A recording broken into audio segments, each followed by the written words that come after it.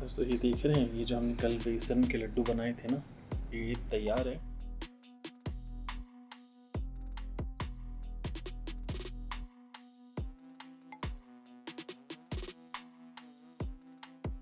दोस्तों बेसन के लड्डू आज हम बनाने वाले हैं। 100 ग्राम के लगभग ही है, 125 ग्राम के लगभग बेसन है। ये पतला बेसन है, मोटा वाला भी आता है आपके पास, जो वो आप यूज़ कर सकते हैं।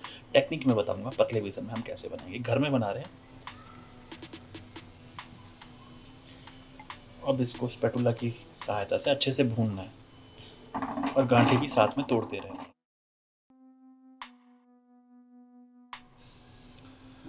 दोस्तों ये हल्का सा लाइट ब्राउन हो गया, इस पॉइंट पे मैं इसको लगभग गैस से हटा लिया। अब क्योंकि मेरे पास मोटा बेसन नहीं था और मेरे को इसमें दानेदार चाहिए, तो मैं ऐसे ना इसमें देख रहे हैं आप थोड़ा थोड़ा पानी छिड़कूंगा, बहुत ज़्यादा नहीं, मतलब 5-7 बार आप इस तरीके से मारिएगा और फिर इसको अच्छे से चला करके ये जो पानी है ना, इसको भी पका लीजिएगा। तो हम इसको 2 घंटे के लिए छोड़ने वाले हैं ताकि ये जो है जम जाए, ठीक है ना। उसके बाद फिर हम वापस इसको लेंगे। तो इस कटोरी में मैं इसको डाल रहा हूँ। 2 घंटे के बाद वापस इसको, दोस्तों 2 घंटे के लिए हमने इसको छोड़ा था, उसके बाद वापस मैंने अच्छे से मथा है ताकि इसमें कोई भी गुठलियाँ वगैरह नहीं रहे।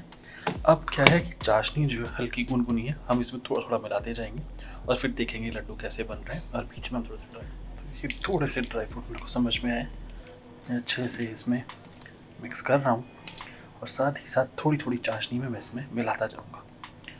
अगर आपके पास शक्कर का बूरा हो ना, तो आप वो भी मिला सकते हैं। थोड़ी थोड़ी करके मिलानी है तो आपको पता। दोस्तों ये देख रहे हैं, ये जो हमने कल बेसन के लड्डू बनाए थे ना, ये तैयार है। बेसन के लड्डू? हाँ जी मम्मी जी। नरम लग रहा है। खाने से पता चलेगा कैसे।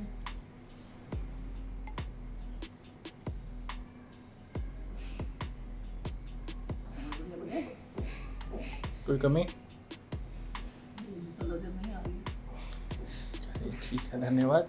दोस्तों ये आप घर में भी बना सकते हैं, बहुत सिंपल और आसान है। लोग इसको बिल्कुल हल्का येलो रखते हैं, मैंने अपने हिसाब से भुना है, तो आप इसे कलर के हिसाब से भी भून सकते हैं। और घर में बनाएंगे तो बहुत टेस्टी भी बनेगा, सस्ता भी पड़ेगा आपको और क्वालिटी